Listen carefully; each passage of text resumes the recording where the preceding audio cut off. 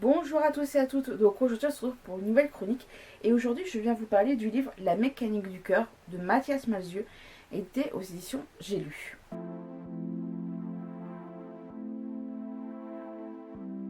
Dans ce livre on démarre à Édimbourg en 1874 où un jeune homme, où une femme enceinte va mettre au monde un enfant, Jack, qui naît avec le cœur totalement gelé parce que c'était le jour le plus froid du monde.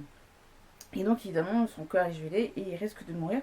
La sage-femme Madeleine va remplacer son... Enfin, ne va pas remplacer son cœur mais va mettre une horloge à coucou au niveau de son cœur pour continuer à le faire battre. Et évidemment tous les matins, le jeune Jack devra donc remonter son horloge. Sa mère l'a abandonné, donc il vit avec Madeleine. Et Madeleine impose 3 règles à Jack. Celui d'éviter toute émotion, donc pas de colère et notamment pas d'amour par peur que son cœur lâche. En tout cas que son horloge lâche. Mais un jour, en sortant en ville avec Madeleine, il va faire la connaissance d'une petite chanteuse. Et il va tomber fou amoureux d'elle. Et il va essayer de tout faire pour la retrouver et vivre son histoire avec elle.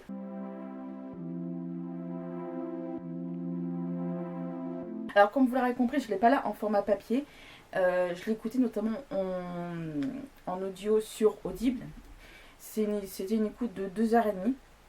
Mais ce livre, je l'avais déjà en papier dans ma palle depuis de nombreuses années. Je vous l'avais déjà montré parce que je l'ai eu dans un swap il y a moult d'années en arrière. Donc c'est vraiment une relique de ma palle que j'ai réussi entre guillemets sortir de ma palle. Alors pourquoi je ne l'ai pas en papier là, comme vous avez pu remarquer, j'ai déménagé plus d'une fois dans le passé. Et donc il doit être pas dans un carton parce que j'ai pas pu ranger mes livres dans des bibliothèques. Mais en tout cas c'est un livre que j'avais et qui est assez ancien, enfin c'est vieux. Le livre est sorti en 2009, donc le livre il a 17 ans, donc c'est pas un petit roman.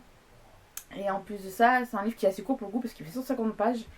Il a été écrit, comme vous avez compris, par Mathias Malzieu, qui est également chanteur dans le groupe Dionysos. J'ai écouté la chanson de La mécanique du cœur qu'il a fait en duo avec Olivia Ruiz, qui est magnifique, que je vous conseille d'écouter en passant. Alors dans ce livre, on parle certes d'amour et de différence, aux différents stades de la jeunesse. Parce qu'on commence à ce Jack, il a 8 ans, jusqu'à ses 15-17 ans à peu près, pour voir un peu plus tard. Alors on parle beaucoup de différence, là pour le coup, par rapport au cœur de Jack, le fait qu'il a carrément une horloge ici, hein, c'est rien. Il grandit avec et tout. Le fait qu'il doit la remonter, qu'il ne doit pas s'emporter pour pas que tout se décalibre et qu'il passe l'arme à gauche. Donc voilà, donc c'est l'amour vis-à-vis des autres. Est-ce que vraiment le fait qu'il a est-ce qu'on peut aimer quelqu'un par le fait qu'il a une différence? C'est un peu sous-jacent. Enfin, bon, il y a beaucoup de sujets à interprétation dans cette histoire-là. C'est ce qui fait que j'ai bien aimé cette métaphore entre ce que nous on peut ressentir à l'intérieur de nous quand on est amoureux et toutes les émotions, et c'est beaucoup retranscrit via l'horloge de Jack. C'est ce qui fait qu'il se le rend encore un peu plus touchant. Ce qui fait pardon que ça le rend un peu plus touchant. Parce qu'en fait, on se dit, bah, on s'emballe quand on est amoureux, notre cœur s'emballe et tout. Et là, ça transcrit par les mouvements effrénés de l'horloge. C'est pour le coup un livre, ça, qui se lit très vite, parce que moi, j'ai dit, je l'écoutais en audio, donc j'ai une notion de temps qui est de 2h30. Donc c'est à peu près ça, parce que le livre est sur 50 pages, donc ça peut se lire assez vite si on a un bon début de lecture aussi derrière. Mais même au sein de l'histoire, le temps passe très vite, parce que comme je disais, on démarre avec un Jack bébé, certes, mais après, on démarre, il a 8 ans, et quand je vous dis, on finit, il a plus de 15 ans et tout. Donc, même au sein de l'histoire, ça va très vite, tout s'enchaîne très très rapidement. Vous allez me dire, en 150-160 pages, c'est pas étonnant, donc je suis pas surpris que même à l'intérieur de l'histoire, ça va très vite, et on perd très facilement peut-être la notion de temps. Mais en tout cas, non, c'est ce qui fait que pour ce genre d'histoire, le fait que le temps passe très vite, ça paraît tout à fait logique. Alors ce livre peut pas être un livre pour enfants quand on lit l'histoire.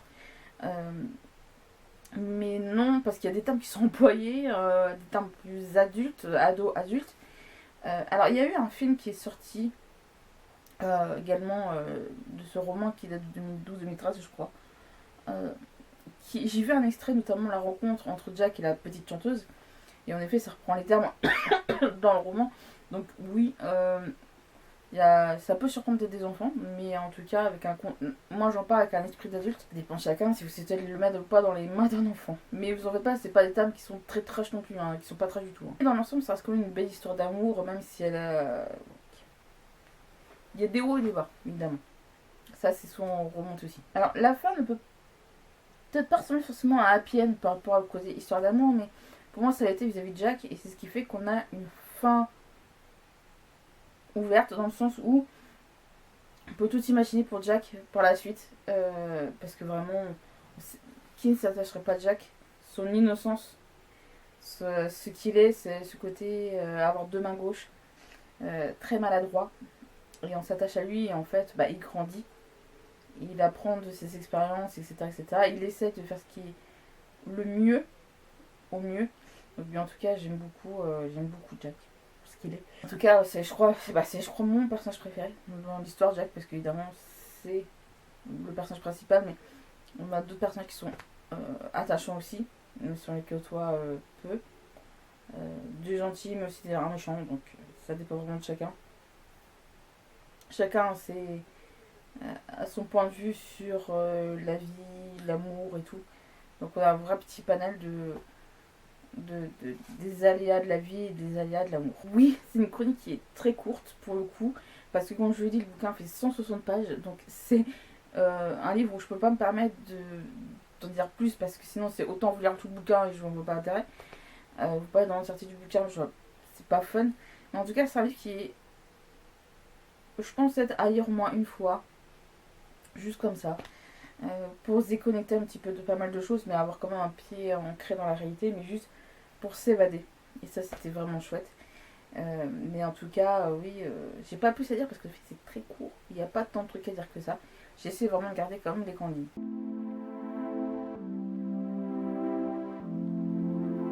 Ma chronique sur la mécanique du cœur de Mathias Malzieu est terminée. J'espère qu'elle vous a plu. N'hésitez pas à me mettre un pouce, un commentaire. Et sur ce, je vous dis donc à la prochaine.